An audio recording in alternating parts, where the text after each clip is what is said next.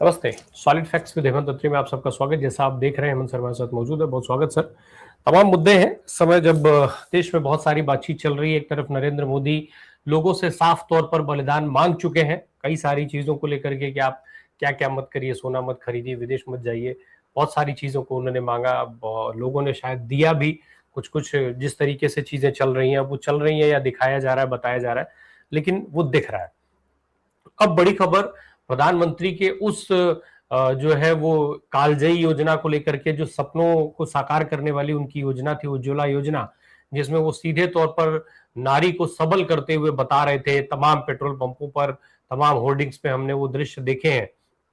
अब बड़ी खबर आ रही है सर कि उसमें एक बहुत बड़ा बदलाव किया गया है, और ये जो बदलाव है वो सीधे तौर पर खेल हो गया उन महिलाओं के साथ। एक तरफ महिला सशक्तिकरण की बात और दूसरी तरफ महिलाओं के साथ खेल। सरकार ये क्या कर रही है, पहले तो हम यही समझे सीधे सीधे। उज्ज्वला योजना में जो बदलाव किया गया है सर, उसको आप कैसे देख रहे हैं, और सरकार के लिहाज से, महिलाओं के लिहाज से? राम प्रकाश जी नमस्कार, आपको सारे दर्शक साथियों को भी। देखिए, मोदी सरकार की एक बड़ी खासियत है, जब वो कोई भी चीज स्कीम लेकर के आती है, जैसे फॉर एग्जांपल आपने कहा उज्ज्वला का ही जिक्र कर लीजिए, 2016 में लाए थे तो कालजयी योजना, नारी वंदन, महिलाओं का पता, क्रांतिकारी बदलाव, सारी चीजें। और उनको जब 2016 में शुरू किया गया था, lowest of the lowest strata है समाज का, ठीक। इसमें करीब करीब करीब 10 करोड़ 33 लाख महिलाएं उज्ज्वला योजना के तहत रजिस्टर्ड है भारत के अंदर।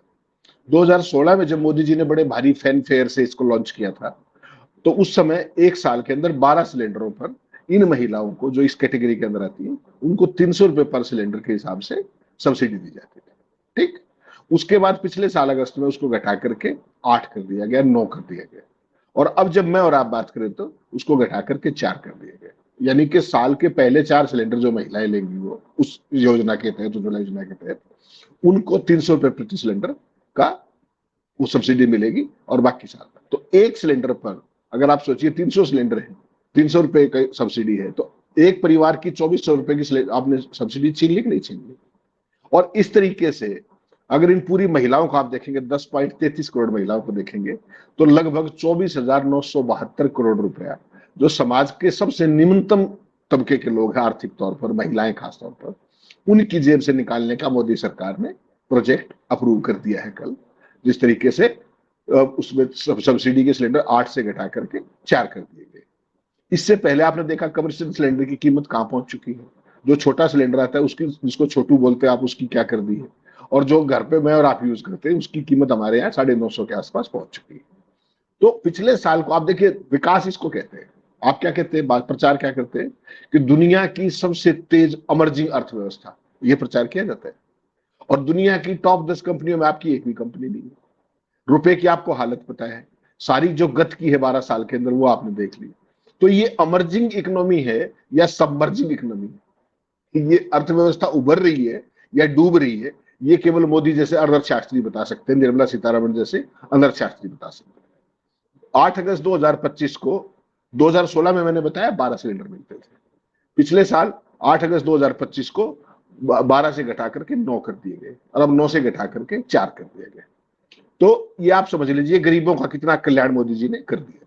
दूसरी तरफ अंबानी जी हैं, वो जो तेल को प्योरीफाई करके बाहर बेचते हैं, उस पर किस तरीके से एक्साइज कम किया गया, याद होगा आपको। विंडफॉल टैक्स की क्या स्थिति है। पूरे का पूरा सारा सिस्टम ही राम प्रकाश जी केवल 2 लोगों के लिए चल रहा है। केवल दो के लिए। जो राहुल गांधी कहते हैं ना, वो गलत नहीं कहते। बाकी सारे देश की जो गत है उसको आप बहुत आसानी से समझ सकते हैं। कुल मिलाकर के स्थिति यह है कि 3 महीने और 2 किस्तों में घरेलू सिलेंडर की आप हालत देखिए।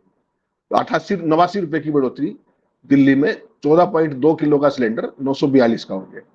तो ये किस्तें ऐसे ही पेट्रोल डीजल का किया, ऐसे ही सीएनजी का किया, किसी को नहीं बख्शा गया। तो अब सवाल यह है कि जब जो 2-4 साल तक रूस यूक्रेन युद्ध के साथ जितना आपने विंडफॉल टैक्स कमाया, फायदा कमाया पेट्रोल कंपनियों ने, डीजल कंपनी, जो ये तेल कंपनी है, 4 साल तक आप मुनाफा कमा सकते हो। और 100 दिन के युद्ध से पहले आप इस तरह का जनता पर आफत बरसा देते हो। 4 साल तक राम प्रकाश जी सब्सिडाइज वो मिलता रहा सारी की सारी कंपनियां। किसी कंपनी की बैलेंस शीट उठा के देख लीजिए, हजारों हजार करोड़ रुपए का लाभ अर्जित किया। और 100 दिन, 101वां दिन है आज युद्ध का, उसमें आप देख लीजिए पेट्रोल, सीएनजी, डीजल, हर चीज को लेकर के, गैस को लेकर के जिस तरीके की मारामारी मचा रखी है। देश के अंदर गरीबी बढ़ जाएगी, देश के अंदर ये हो जाएगा। सारी चीजों के लिए जिम्मेदार ये अपने ईरान और अपना अमेरिका या इजराइल का युद्ध नहीं है। सारी चीजों के लिए दोषी आपकी नीतियां हैं, जिसने इस देश को कहीं का नहीं छोड़ा। तेल कंपनियां लगातार मुनाफा कमा रही है, तिजोरियां भर रहे उद्योगपति, और बीजेपी लोगों को डरा रही है, उसके अलावा कुछ नहीं। मोदी जी की मीटिंगें देख लीजिए, पेट्रोलियम मंत्री के बयान तक देख लीजिए, सारी की सारी कवाद क्या है कि लूट की किस्तें कितना जल्दी जल्दी जारी की जाए और मुनाफाखोरी कैसे बढ़ा ली जाए। इसके अलावा कोई आपको चीज नहीं मिलेगी। कल श्रीमान हरदीपुरी क्या कह रहे थे, पैनिक होने की कोई जरूरत नहीं है, हालत पूरी की तरीके से कंट्रोल में है। और आज करोड़ों गरीब बहनों की रसोई पर सीधा सीधा हमला बोल दिया, 10 करोड़ 33 लाख महिलाओं। उसके बाद जब आप इस पूरे चीज को देखेंगे, प्रोपगेंडा देखिए कैसा किया जाता है। अक्टूबर 2023 में उज्ज्वला लाभार्थी को 300 रुपए प्रति जो सिलेंडर था वो मिल रहा था सब्सिडी का। अब 9 सब्सिडी वाले सिलेंडर 4 मिलेंगे, ये खबर सरकार ने जारी कर दी। और देश का जो सबसे तेज चैनल, हो सकता है दुनिया का भी कहने लगे हो, मैं तो देखता नहीं 10-15 साल से, तो वो क्या बता रहे, वो इसको सरकार की राहत बता रहे। तो जैसा अनर्थ शास्त्री टॉप पे बैठा हुआ है, ऐसा ही आपका मीडिया भी। वो खबर दिखा दीजिए, मैंने स्पेसिफिकली भेजी है आपको कि सरकार की बड़ी राहत है गरीबों को, सिलेंडर 9 से घटा करके 4 कर दिए गए सब्सिडी वाले। ये लाभ कैसे होता है, मुझे उस संपादक से और जिसने ये खबर लिखी उससे जरूर ट्यूशन जरूर लेनी चाहिए हम सबको, अगर हमें जर्नलिज्म में रहना है तो आने वाले समय में। कुल मिलाकर के राम प्रकाश जी, जो पूरी परिस्थिति है कि पूरे देश के अंदर एक प्रोपेगेंडा तंत्र काम कर रहा है। पूरे देश के अंदर सरकार कुछ भी कर ले वही मास्टर स्ट्रोक है, वही सब कुछ है, वही राहत। इतनी गरीब आदमी के लिए साल में 24 रुपए बड़ी चीज होती है। हमारे यहाँ तो इनकम के स्लैब्स ही क्या है। और उज्ज्वला योजना तो है ही समाज के सबसे नीचे के लोगों के लिए, मतलब सबसे पहले उनकी जेब काटी 25,000 करोड़ रुपए, 24,972 करोड़ रुपए सालाना का उन पर लॉस पड़ेगा। और चुनाव में क्या कहते हैं जो भाजपा शासित राज्य है, इतने सिलेंडर खरीदेंगे, इतने सिलेंडर खरीदेंगे। आपने सुना है ना, उत्तर प्रदेश से लेकर तमाम राज्यों में, हरियाणा में, तमाम कितने राज्यों में फ्री सिलेंडर मिल रहे बताइए। एक तरफ सब्सिडी भी खत्म कर रहे हैं और चुनाव जीतने के लिए फ्री सिलेंडर की बात करते हैं। तो इतनी झूठ मक्कारी, और उसके बाद मीडिया का मौन और आफत को राहत बताना। आपको नहीं लगता ये पूरा एक देश के अंदर एक लूट तंत्र, एक डकैती का गिरोह जो है वो काम कर रहा है कि आप लूट का प्लान बनाओगे, मैं उसको एग्जीक्यूट कराऊंगा और मीडिया उसको प्रोपगेट करेगा कि देखो कमाल कर दीजिए, राहत कर। ये तो सर अमेरिका में सर अब टैरिफ बढ़ता है तो उससे महंगाई अमेरिका में बढ़ती है। टैरिफ बढ़ने का फायदा नुकसान जो है वो अमेरिका को होता है, भारत को उसका फायदा होता है। ऑपरेशन सिंदूर हो रहा है तो उसमें सीजफायर अमेरिका के कहने पर हो जाता है, लेकिन इस्लामाबाद पर कब्जा भी हो जाता है। तो जब ये सारी चीजें हो रही है तो ऐसे में एक इतना साधारण सा वो दिखा देना कि इससे लोगों का फायदा है, क्या दिक्कत है उसमें? फायदा क्यों नहीं बताया जा सकता है? नहीं राम प्रकाश जी, मैं उस शर्म निरपेक्षता और उस गणित का जो कुछ हो रहा है ना, मैं उस पर चिंतित हूं। 12 सिलेंडर को 9 से 4, उस यात्रा को बड़ी राहत बना करके पेश कैसे कर सकते हो आप? तब समझ में आता है कि मुझे और आपको इन कार्यक्रमों के तहत आईना दिखाने की जरूरत क्यों पड़ती है। केवल तब समझ में आता है। हो सकता है वीडियो भी ना चले, कोई बहुत बड़ी बात नहीं है, क्योंकि इस देश के अंदर बाकी सारी चीजें हैं चलने के लिए। तो 80-85 करोड़ लोग 5 किलो राशन उन लोगों को मिल रहा है जैसा सरकार बताती है, लाभार्थी वर्ग उन्होंने जो तैयार किया है, लेकिन सीटें 400 पार नहीं हो पाई, सीटें 400 नहीं आ पाई, तो अब उसकी कुछ तो कीमत चुकानी होगी। क्या ये नहीं माना जा सकता है कि 240 सीटों तक पहुंचाने की जो है वो सजा एक तरीके से सीधे उन लोगों को मिल रही है जो उस 80-85 करोड़ लोग जो राशन लेते हैं, जो उज्ज्वला योजना का लाभ ले रहे हैं। सरकार मान रही है, भाजपा मान रही है कि हमें इन लोगों ने वोट नहीं दिया जैसा मिलना चाहिए। नहीं राम प्रकाश जी, हम सारे के सारे लोग गलतफहमी के शिकार हैं, हम सारे। सरकार को कैसे आप कह सकते हो, लोगों को कैसे कह सकते हो? ये सरकार आत्मनिर्भर है। देखिए आप किस तरीके से परिस्थितियां होती है। आपने शरद पवार की पार्टी कहां है आजकल? उससे पहले उद्धव ठाकरे की पार्टी कहां है आजकल? ममता बनर्जी की पार्टी कहां जाने वाली है? 20 सांसद तोड़ करके आने की बात चल रही नहीं चल रही है? ठीक, ये मुझे ऐसा कई बार खतरा लगता है कि जिस तरीके से एसआईआर के जरिए इन्होंने जो नया प्रोजेक्ट लॉन्च किया है, ये 400 पार कहीं 2029 से पहले वैसे ही ना कर ले। ये सोचना पड़ेगा आपको। 20 बंगाल का चुनाव आपने जैसे जीता, सारे देश को पता है, 20 बढ़ गया ना एकदम। उसके बाद तमाम दूसरी पार्टियों के ऊपर भी भाइयों की नजर है। जिस जिस स्टेट के अंदर SIR के जरिए, ज्ञानेश गुप्ता के जरिए, माई लॉर्ड्स के जरिए सत्ता पे काबिज होते जाएंगे, वहां की सारी सीटें अपनी होती जाएंगी। तो आप इस गलतफहमी में, क्योंकि 300 आप 400 आपने नहीं दी, तो आपने 400 नहीं दी, आप अपनी रखी है, वो 400 कर लेंगे पूरी। आपको नहीं लगता 400 पूरी कर लेंगे? कितना अंतर बचा हुआ? लगे हुए पूरे जोश खरोश के साथ। कमाल देखिए, आपको उनको इतनी भी शर्म नहीं है कि केवल सांसद और विधायक नहीं उड़ाते, पार्टी और पार्टी के सिंबल भी ले उड़ते। ये है कमाल। और हर चीज मास्टर स्ट्रोक है। होनी तो चाहिए शर्म कि भाई किस तरीके से तुम वो करते हो, लेकिन कोई फर्क नहीं पड़ता। 2/3 जब सुप्रीम कोर्ट का ऑर्डर है, सारी बातें हैं कि 2/3 की भी अगर पार्टी होती है तो मर्जर होगा, अलग पार्टी का वो नहीं बनेगा उसमें। उसके बावजूद भी जो मर्जी जाते हैं वो करते हैं, सारी अदालतें देख रही है। ये जो चीज थी ना, मैं इसको क्यों लेकर के आया, ये गरीबों वाला मसला, इसका आपको समझना पड़ेगा कि ये है क्या पूरी चीज। पॉलिटिक्स तो हम रोज डिस्कस करते हैं, जेब पूरी काट लो, थोड़ा सा लौटा दो, और फिर प्रोपेगेंडे के जरिए इसको बड़ी रात के तौर पे दर्शा दो। बाकी सारा काम पोमेरियंस ने कर रखा है हिंदू मुस्लिम डिबेट के जरिए। आपने 82 करोड़ का जिक्र किया, ये ऑफिशियल फिगर है, अभी नई जनगणना नहीं हुई। जब नई जनगणना होगी तो उसके अंदर और सारे लोग जुड़ जाएंगे, हो सकता है 90-95 करोड़ तक पहुंचे। तो इस देश को वहीं तो पहुंचाना था उस NGO को जो 100 साल से लगे हुए राम प्रकाश जी। केवल दो ही वर्ग रहेंगे, एक जिनके लिए ये काम कर रहे हैं दोनों, उसके बाद सारे मजदूर। ये जो मध्यम वर्ग, जो मेरे आप जैसे लोग हैं ना, जो सवाल पूछते हैं बिना मतलब, सरकार के लिए टेंशन करते हैं, उनको खत्म करने का एजेंडा है इनका। और सरकार का फॉर्मूला बिल्कुल क्लियर है, लूटो, थोड़ा सा वापस दो, मीडिया से राहत कहलवाओ, और उसके बाद जिंदाबाद। थोड़ी सी दिक्कत आए तो हिंदू मुस्लिम कर दो। लेकिन सवाल यह है कि गोदी मीडिया की जो चाटुकारिता है, वो इन तमाम हदों को पार करते हुए इतने जबरदस्त तरीके से 180 डिग्री पे दंडवत है। मतलब आम आदमी को बिल्कुल ही मूर्ख समझ रखा है कि आपको मैं 9 रुपए देता था, अब 4 रुपए दे दिए और आपको राहत मिल गई।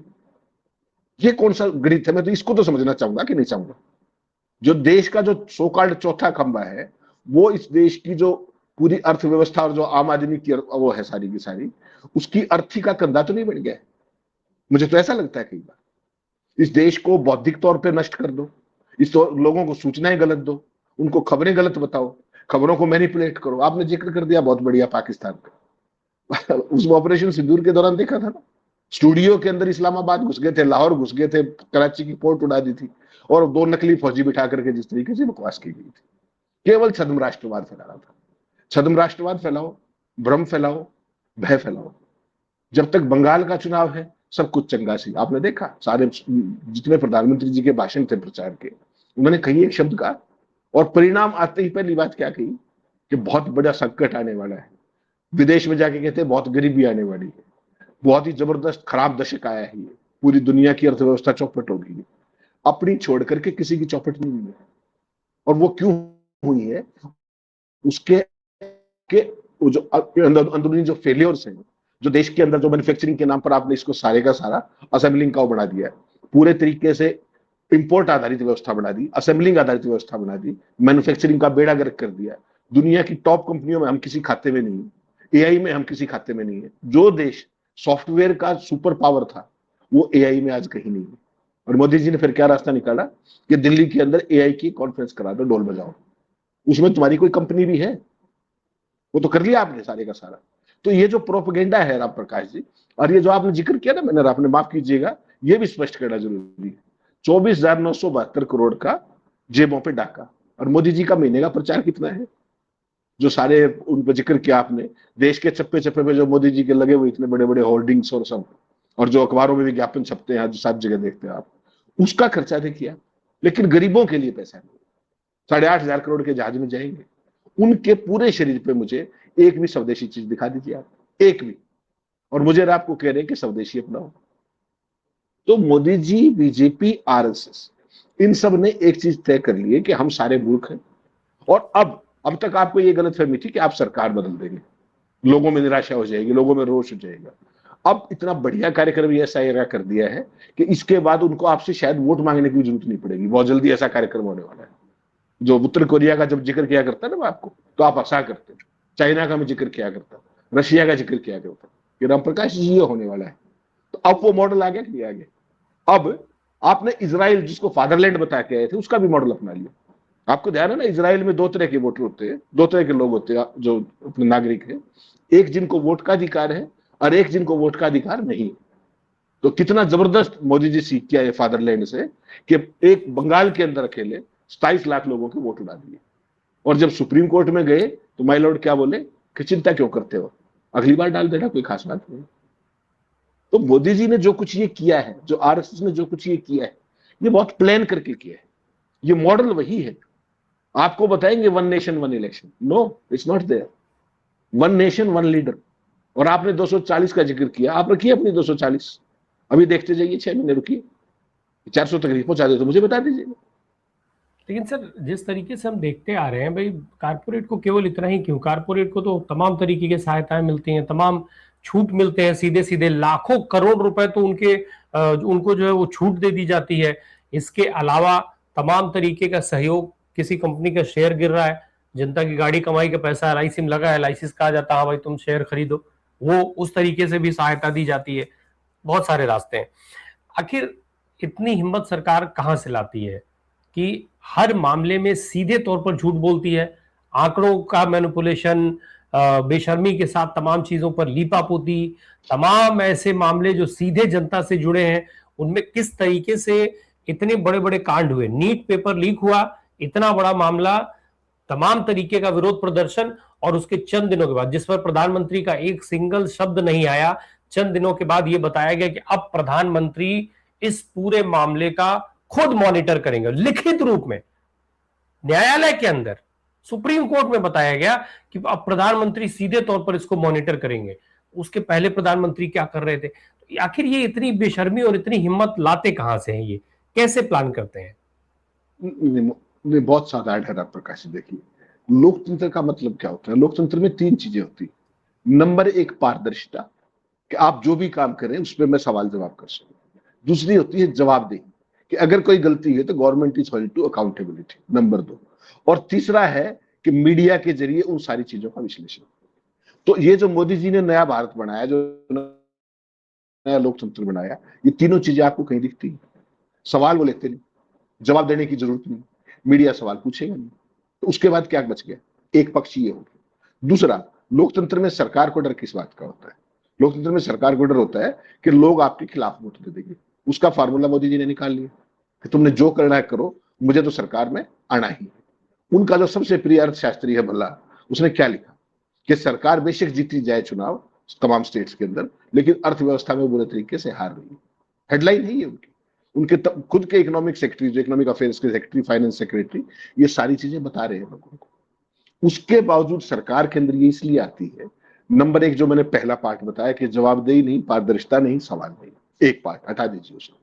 दूसरा इंपॉर्टेंट पार्ट कि आप चुनाव में हार जाएंगे, विपक्ष मजबूत हो जाएगा। तो चुनाव में हारने के लिए एसआईआर ले आए कि अब जिसको हम चाहेंगे वही वोट डालेगा। आप और मेरे जैसे अपनी वोट रखे जाइए, जो करना है, आपको वोट ही नहीं मिलेगी, आपका नाम खटा मिलेगा, वहां पहुंच जाएगा। नंबर 1। नंबर 2, उसके बाद अगर विपक्ष को फिर भी कोई नंबर आगे, तो उसका ममता बनर्जी बना देंगे, उसका शरद पवार बना देंगे, उसका उद्धव ठाकरे बना देंगे। चुनाव पहले स्टेट का जीतेंगे और उसी की आड़ के अंदर पूरी पार्टी को इधर को डालेंगे, और न्यायपालिका आंख बंद करके देखती रहेगी या मुंह फेर लेगी। कल आपने चर्चा की थी, मैंने और आपने, कल भारतीय कांग्रेस पार्टी का जो इंडिया अलायंस है, उस पर एक चर्चा हुई कि सीजीआई को चिट्ठी लिखेंगे। कल भी हम चर्चा कर रहे थे, क्या सीजीआई को पता नहीं क्या? वो बेंच उन्हीं की तो थी। आप चिट्ठी क्या उनको कुछ भी लिख के देंगे जाके? कितनी पिटीशंस आई हैं उनके पास, क्या किया उन्होंने? तो एक सिस्टम ऐसा बना दिया गया राम प्रकाश जी कि जनता को जो करना है करो। हमारे पास प्रोपेगेंडा तंत्र इतना मजबूत है कि हम 9 सिलेंडरों की सब्सिडी 4 करके भी आपको सरकार का मास्टर स्ट्रोक और राहत बता सकते हैं। मुझे ये बताइए कि ये चैनल में जो लोग बैठे हैं, इन्होंने पूरे देश को ना समझ और मूर्ख समझ लिया कि नहीं समझ लिया? गजब देखिए, गजब। सरकार तो ये सब करती थी, मीडिया का ये काम कब से हो गया? और फिर आप अपने आप को मीडिया कहते क्यों? सीधा मोदी का फोटो लगा लीजिए वहां पर, सबसे तेज की बजाय वहां पर एक मोदी जी का फोटो लगा लीजिए, ठीक हो जाएगा काम। तो ये पूरी परिस्थिति है, इसको क्रिएट किया गया है एक खास तहत। और इसके बैकग्राउंड में देखिए, मोदी जी कभी झूठ नहीं बोलते, मैं हमेशा ही मानता हूं। मोदी जी बिल्कुल पारदर्शी व्यक्ति है। जब गुजरात से दिल्ली आ रहे थे प्रधानमंत्री, तो एक आप जैसे मेरे जैसे सिरफरे ने उनसे पूछ लिया कि साहब आप 12 साल मुख्यमंत्री रहे और आप गुजरात में क्या बेहतर कर सकते थे? तो बड़ी ईमानदारी से उन्होंने कहा कि काश मैं मीडिया को ज्यादा बेहतर तरीके से वो कर पाता। अब देखिए, मीडिया का 100% एब्सोल्यूट कंट्रोल है कि नहीं? एजेंसियों पर एब्सोल्यूट कंट्रोल है कि नहीं? पूरे तंत्र पर एब्सोल्यूट कंट्रोल है कि नहीं? कोई एजेंसी, कोई विधान पालिका, न्यायपालिका, कोई पालिका छोड़िए तो बता दीजिए। आपने कब सुना था, इतने सीनियर आप भी हैं, कि देश के कानून मंत्री देश के जजों को लेकर के लंदन के अंदर टूर्नामेंट करा रहे हैं? सुना था कभी? बता रहे लोग 75 जज गए हुए हैं, तो फिर क्या न्याय करेंगे भाई साहब? और कानून मंत्री के साथ ही घूम रहे हैं तो एक सवाल तो आएगा ना, मेरे हिसाब जैसे जो ना समझ लोग हैं, हम तो पूछेंगे कि मुझे और आपको तो विदेश जाना नहीं, विदेशी मुद्रा बचानी है, और ये लोग सरकार प्रायोजित कर रहा है कानून मंत्रालय, वो वहां बैडमिंटन खेल लंदन में जाके। लंदन कोई आगरा से आगे तो है नहीं, विदेशी मुद्रा ही लगी होगी, डॉलर ही लगे होंगे, या पौंड लगा होगा, या यूरो लगा होगा, जो भी लगा होगा, तो उनके लिए पैसे हैं। इन गरीबों के लिए 300 रुपए की सब्सिडी का सिलेंडर नहीं। कमाल देखिए, इसके लिए कितना आपको शर्मनिरपेक्ष होना होता होगा, उसकी अंदाजा है आपको? और अगले हैं छाती ठोक के कहते हैं आप नीट का जिक्र कर रहे हो, करते रहिए नीट का जाकर के, क्या कर लिया उनका? कॉकरोच पार्टी बनाई थी ना आपने, हो गए 2000 आदमी इकट्ठे। तो अगलों को भरोसा है अपने सिस्टम के ऊपर, वो जिस तरीके से चाहेंगे। आप 2 लाख इकट्ठे कर लीजिए, तब खबर आ जाएगी। लोग पूछते हैं बार बार, अपने चैनल पे भी थोड़ी देर में लोग पूछेंगे कमेंट्स के अंदर कि विपक्ष कहां है। विपक्ष ने तो अकेली कांग्रेस पार्टी ने देश के तमाम कोनों के अंदर इन्हीं यूथ के मसलों को लेकर के 50 प्रदर्शन करे कि नहीं करे? किसी पॉमेरियन मीडिया में, किसी प्रचार पत्र में, किसी चैनल पे आपने खबर देखी क्या? फिर आप पूछते हैं विपक्ष कहां है। मैं उल्टा पूछता हूं कि पीड़ित कहां है, आम आदमी कहां है? पीढ़ियां तो हमारी बर्बाद हो रही हैं, हम लफाजी करते रहेंगे। कितने अभिभावक सड़कों पे हैं? बच्चों के तो चलो कैरियर का सवाल है, सारे अभिभावक व्हाट्सएप फॉरवर्ड कर रहे हैं, उसके अंदर हिंदू मुस्लिम है, बस खत्म। कौन सी अपने एनटीए, कौन सी सीबीएसई, कौन सा नीट, कौन सा सीयूईटी, गिनते जाइए। 5 साल में, 12 साल में 89 पेपर लीक हुए, 89। वो एक भी आदमी की सजा हुई हो तो नाम बता दीजिए मुझे उसका। एक 89 के अंदर 89 पेपर लीक, राम प्रकाश जी। ये भाजपा की डबल इंजन, ट्रिपल इंजन की असलियत है। यूथ अगर अनपढ़ रहेगा, यूथ अगर कुपड़ रहेगा, तभी तो नाले की गैस पे ताली बजाएगा, तभी तो बादलों में ड्रोन उसको छुपाएगा, जहाज को रेडार नहीं पकड़ पाएगा। पहली प्लास्टिक सर्जरी भारत में हुई थी, तभी तो मानेगा। तो ये पूरे का पूरा प्रोजेक्ट है, जिसमें संघीय वाइस चांसलर, संघीय प्राध्यापक, देश के अंदर कितने स्कूल बंद हुए आपको पता है इन 14 साल के अंदर? It's more than 90,000 and most of them are in Uttar Pradesh and Madhya प्रदेश।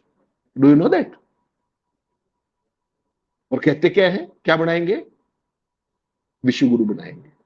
इनकी विश्व गुरु का विश्व हटा दीजिए, एक्चुअल में विश्व गुरु धर्म के आधार पर, संप्रदाय के आधार पर, जाति के आधार पर, जब किसी भी स्टेट के अंदर कहीं भी जब नाकामी और नकारापन सामने आता है तो इसको फ्लेयर अप कर देते हैं कि लोगों को हिंदू मुस्लिम की अफीम चटा दो, वो झूमते रहेंगे। ये देश 12 साल से झूम रहा है। मोदी जी का तीसरा जो शासनकाल था, उसकी शपथ के दिन पहला महान काम क्या किया उन्होंने कि गरीबों की जो उज्ज्वला योजना थी, उसके सिलेंडर 9 से घटा के 4 कर दिए।